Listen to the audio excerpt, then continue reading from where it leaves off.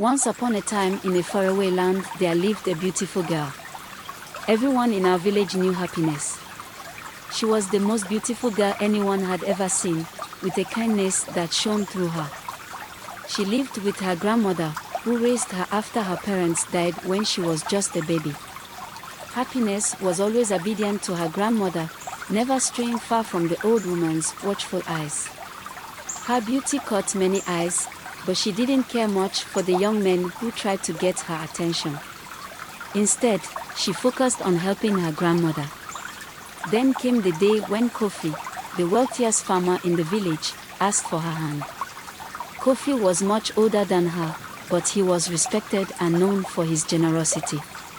He brought baskets of food and gifts to Happiness's grandmother and promised to take care of her as if she were a queen.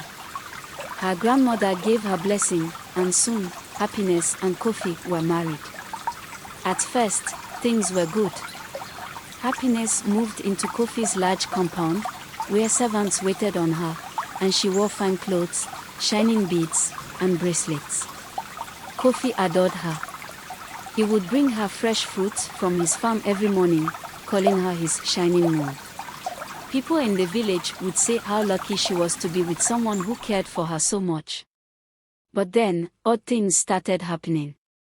Happiness, who used to visit her grandmother every week, stopped coming around. Her grandmother grew anxious, but no one dared to question Kofi.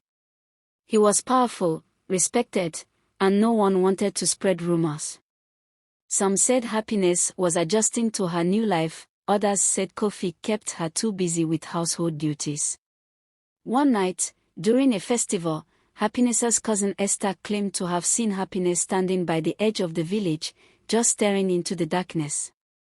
Her eyes were vacant, as if she didn't recognize anyone.